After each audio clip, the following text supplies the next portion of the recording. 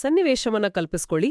ಜೀವನ ನಿರ್ವಹಣೆಗಾಗಿ ಅಂದ್ರೆ ತುಂಬಾ ಬೇಸಿಕ್ ಅಗತ್ಯಗಳಿಗಾಗಿ 2002ರಲ್ಲಿ ಕೋರ್ಟ್ನಲ್ಲಿ ಒಂದು ಅರ್ಜಿ ಹಾಕ್ತೀರಾ. ಆದ್ರೆ ಅದರ ತೀರ್ಪು ಬರೋದು ಬರೋಬ್ಬರಿ 9 ವರ್ಷಗಳ ನಂತರ 2011ರಲ್ಲಿ. 9 ವರ್ಷ? ಹೌದು. ಈಗ ಪ್ರಶ್ನೆ ಏನಂದ್ರೆ, ನಿಮಗೆ ಸಿಗ್ಬೇಕಾದ ಹಣವನ್ನ, ಆ ಜೀವನಾಂಶವನ್ನ 2011ರಿಂದ ಕೊಡ್ಬೇಕಾ ಅಥವಾ ನೀವು ಅರ್ಜಿ ಹಾಕಿದ 2002ರಿಂದಲೇ ಕೊಡ್ಬೇಕಾ? ಇದು ಕೇವಲ ಒಬ್ಬ ವ್ಯಕ್ತಿಯ ಕತೆ ಅಲ್ಲ. ಇದು ನಮ್ಮ ನ್ಯಾಯಾಂಗ ವ್ಯವಸ್ಥೆಯಲ್ಲಿರೋ ಮುಂದೂಡಿಕೆಯ ಸಂಸ್ಕೃತಿ ಅಥವಾ ಕಲ್ಚರ್ ಆಫ್ ಅಡ್ಜರ್ನ್ಮೆಂಟ್ಸ್ ವಿರುದ್ಧದ ಒಂದು ದೊಡ್ಡ ಹೋರಾಟ. ಸರಿಯಾಗಿ ಹೇಳಿದ್ರಿ. ನಾವಿವತ್ತು ಚರ್ಚೆ ಮಾಡ್ತಿರೋದು ಇದೇ ವಿಷಯದ ಬಗ್ಗೆ, ಭುವನ್ ಮೋಹನ್ ಸಿಂಗ್ ವಿರುದ್ಧ ಮೀನಾ ಪ್ರಕರಣ. ಹೌದು. ಈ ಕೇಸ್ ಕೇವಲ ಕಾನೂನಿನ ತಾಂತ್ರಿಕ ಪ್ರಶ್ನೆಯಾಗಿ ಉಳಿಲಿಲ್ಲ. ಬದಲಿಗೆ ನ್ಯಾಯ ವಿಳಂಬದಿಂದ ಜನರಿಗಾಗೋ ಅನ್ಯಾಯದ ಬಗ್ಗೆ ಸುಪ್ರೀಂ ಕೋರ್ಟ್ ಎತ್ತಿದ ಒಂದು ಗಂಭೀರ ಧ್ವನಿ ಇದು. ಹಾಗಾದ್ರೆ ಈ ಪ್ರಕರಣದ ಹಿನ್ನೆಲೆ ಏನು? ಶುರುವಾಗಿದ್ದು ಹೇಗೆ? ಮೀನಾ ಅನ್ನೋರು 2002ರಲ್ಲಿ ಸಿಆರ್ಪಿಸಿ ಸೆಕ್ಷನ್ 1125ರ ಅಡಿಯಲ್ಲಿ ಜೀವನಾಂಶಕ್ಕಾಗಿ ಫ್ಯಾಮಿಲಿ ಕೋರ್ಟ್ನಲ್ಲಿ ಅರ್ಜಿ ಹಾಕ್ತಾರೆ. ಸರಿ. ಆದ್ರೆ ಕೋರ್ಟ್ 9 ವರ್ಷಗಳ ನಂತರ ಅಂದ್ರೆ 2011ರಲ್ಲಿ ಆದೇಶದ ದಿನಾಂಕದಿಂದ ಅಂದ್ರೆ 2011ರಿಂದಲೇ ಜೀವನಾಂಶ ಕೊಡಿ ಅಂತ ತೀರ್ಪು ಕೊಡುತ್ತೆ. ಅಂದ್ರೆ ಹಿಂದಿನ 9 ವರ್ಷಗಳ ಕಥೆ ಏನು? ಅದೇ ಪಾಯಿಂಟ್. ಅದಕ್ಕೆ ಮೀನಾ ಅವರು ಸುಮ್ನಾಗ್ಲಿಲ್ಲ. ರಾಜಸ್ಥಾನ ಹೈಕೋರ್ಟ್ಗೆ ಹೋದ್ರು. ಅಲ್ಲೇನಾಯ್ತು? ಹೈಕೋರ್ಟ್ ಸ್ಪಷ್ಟವಾಗಿ ಹೇಳಿತು, ಇದು ತಪ್ಪು, ಜೀವನಾಂಶ ಅರ್ಜಿ ಹಾಕಿದ ದಿನದಿಂದಲೇ ಸಿಗ್ಬೇಕು ಅಂತ.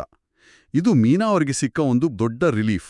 ಒಂದ್ ನಿಮಿಷ, ಹೈಕೋರ್ಟ್ ತೀರ್ಪು ಇಷ್ಟು ಕ್ಲಿಯರ್ ಆಗಿ ಕೊಟ್ಮೇಲೆ ಮತ್ತೆ ಯಾಕೆ ಈ ಕೇಸು ಸುಪ್ರೀಂ ಕೋರ್ಟ್ಗೆ ಹೋಯ್ತು? ಪತಿಗೆ ಅಷ್ಟು ಬಲವಾದ ವಾದ ಏನಿತ್ತು? ಇಲ್ಲ, ಇಲ್ಲಿಂದಲೇ ಕೇಸ್ ಇನ್ನೂ ಇಂಟ್ರೆಸ್ಟಿಂಗ್ ಆಗೋದು. ಅವರ ವಾದ ತುಂಬಾ ಸಿಂಪಲ್ ಆಗಿತ್ತು. ಹೇಗೆ? ಕಾನೂನಿನ ಪ್ರಕಾರ ಅರ್ಜಿ ಹಾಕಿದ ದಿನದಿಂದ ಜೀವನಾಂಶ ಕೊಡಬೇಕು ಅಂದ್ರೆ ಕೋರ್ಟ್ ಅದಕ್ಕೆ ವಿಶೇಷ ಕಾರಣಗಳನ್ನ ಅಂದ್ರೆ ಸ್ಪೆಷಲ್ ರೀಸನ್ಸ್ ಕೊಡಬೇಕು. ಓಕೆ. ಈ ಕೇಸ್ನಲ್ಲಿ ಹೈಕೋರ್ಟ್ ಅಂತ ಯಾವುದೇ ಕಾರಣ ಕೊಟ್ಟಿಲ್ಲ. ಸೊ 2011ರಿಂದಲೇ ಜೀವನಾಂಶ ಕೊಡಬೇಕು ಅನ್ನೋದು ಅವರ ವಾದವಾಗಿತ್ತು. ಹಾಗಾದ್ರೆ ಸುಪ್ರೀಂ ಕೋರ್ಟ್ ಈ ಟೆಕ್ನಿಕಲ್ ಪಾಯಿಂಟ್ಗೆ ಹೇಗೆ ಪ್ರತಿಕ್ರಿಯಿಸಿತು? ಸುಪ್ರೀಂ ಕೋರ್ಟ್ ಈ ತಾಂತ್ರಿಕತೆಯ ಆಚೆ ನೋಡಿತು.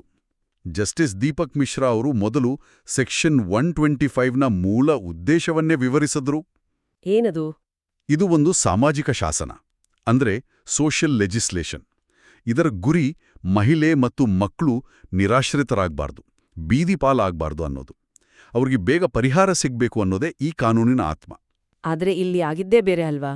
ಪೂರ್ತಿ 9 ವರ್ಷಗಳ ವಿಳಂಬ. ಎಕ್ಸಾಕ್ಟ್ಲಿ. ಅದೇ ಈ ತೀರ್ಪಿನ ಸೌಂದರ್ಯ. ಜಸ್ಟಿಸ್ ಮಿಶ್ರಾ ಅವರು ಈ ವಿಳಂಬವನ್ನ ತುಂಬಾ ಕಠಿಣ ಶಬ್ದಗಳಲ್ಲಿ ಟೀಕಿಸಿದ್ರು. ಅವರು ಮುಂದೂಡಿಕೆಗಳನ್ನ ವ್ಯಾಜ್ಯದ ಹಂತಕ ಅಂತ ಕಳೆದ್ರು. ವ್ಯಾಜ್ಯದ ಹಂತಕ ಅಂದ್ರೆ ಅಸಾಸಿನ್ ಆಫ್ ದ ಲಿಸ್. ಹೌದು. ಅಂದ್ರೆ ಆ ಕೇಸಿನ ಮೂಲ ಉದ್ದೇಶವನ್ನೇ ಕೊಲ್ಲುತ್ತೆ ಈ ವಿಳಂಬ ಅಂತ. ಅವರ ಪ್ರಕಾರ ಪತ್ನಿ ಮತ್ತು ಮಕ್ಕಳನ್ನ ನೋಡಿಕೊಳ್ಳೋದು ಪತಿಯ ಪವಿತ್ರ ಕರ್ತವ್ಯ, ಅಂದ್ರೆ ಸ್ಯಾಕ್ರೋಸ್ಯಾಂಕ್ಟ್ ಡ್ಯೂಟಿ. ಸರಿ. ಕೋರ್ಟ್ನ ವಿಳಂಬಕ್ಕಾಗಿ ಪತ್ನಿಯನ್ನ ಶಿಕ್ಷಿಸೋಕಾಗಲ್ಲ ಅಂತ ಸ್ಪಷ್ಟವಾಗಿ ಹೇಳಿದರು. ಅಂದ್ರೆ ಒಂದು ರೀತಿ ನ್ಯಾಯಾಂಗ ವ್ಯವಸ್ಥೆಯೇ ತನ್ನ ನಿಧಾನ ಗತಿಯನ್ನು ಒಪ್ಪುಕೊಂಡು ಅದರಿಂದ ಜನರಿಗೆ ಅನ್ಯಾಯ ಆಗ್ಬಾರ್ದು ಅಂತ ಹೇಳಿದ ಹಾಗೆ ಆಯಿತು ಅಲ್ವಾ? ಖಂಡಿತ. ವಿಶೇಷ ಕಾರಣಗಳು ವಾದಕ್ಕೆ ಸುಪ್ರೀಂ ಕೋರ್ಟ್ ಕೊಟ್ಟ ಉತ್ತರ ಅದ್ಭುತವಾಗಿತ್ತು. ಏನದು? ಕೋರ್ಟ್ ಹೇಳಿತು, 9 ವರ್ಷಗಳ ದೀರ್ಘ ವಿಳಂಬವೇ ಅರ್ಜಿ ಸಲ್ಲಿಸಿದ ದಿನಾಂಕದಿಂದ ಜೀವನಾಂಶ ನೀಡಲು ಅತ್ಯಂತ ಪ್ರಬಲವಾದ ವಿಶೇಷ ಕಾರಣ. ಇದಕ್ಕಿಂತ ಬೇರೆ ಕಾರಣ ಬೇಕಾಗಿಲ್ಲ. ವಾವ್! ಅಂದ್ರೆ ವಿಳಂಬವೇ ಕಾರಣ, ವಿಳಂಬವೇ ಸಮರ್ಥನೆ. ಇದು ವ್ಯವಸ್ಥೆಯ ಬಗ್ಗೆ ಒಂದು ಕಟ್ಟು ಟೀಕೆಯೂ ಹೌದು, ಅದಕ್ಕೊಂದು ಪರಿಹಾರವೂ ಹೌದು. ಹೌದು. ಸೊ ಕೊನೆಗೆ ಸುಪ್ರೀಂ ಕೋರ್ಟ್ ಹೈಕೋರ್ಟ್ನ ಆದೇಶವನ್ನೇ ಎತ್ತಿ ಹಿಡಿಯಿತು. ಪತಿಯ ಮೇಲ್ಮನವಿಯನ್ನ ವಜಾಗೊಳಿಸಿತು. ಬಾಕಿ ಹಣದ ಬಗ್ಗೆ ಏನ್ ಹೇಳಿತು?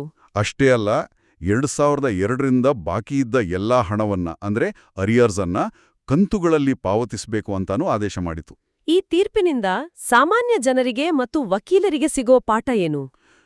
ಸಾಮಾನ್ಯ ಜನರಿಗೆ ಇದರಿಂದ ಸಿಗೋ ಧೈರ್ಯ ತುಂಬಾ ದೊಡ್ಡದು.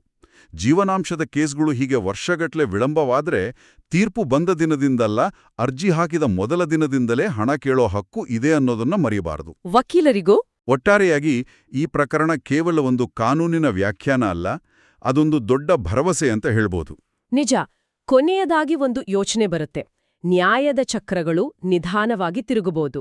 ಆದ್ರೆ ಆ ನಿಧಾನಗತಿಯಿಂದ ಆಗೋ ಆರ್ಥಿಕ ಅನ್ಯಾಯವನ್ನು ಸರಿಪಡಿಸಲು ನ್ಯಾಯಾಂಗ ವ್ಯವಸ್ಥೆಯಲ್ಲೇ ಇಂಥ ಬಲವಾದ ಮೆಕ್ಯಾನಿಸಂ ಇದೆ ಅನ್ನೋದನ್ನ ಈ ತೀರ್ಪು ಸಾಬೀತುಪಡಿಸುತ್ತೆ.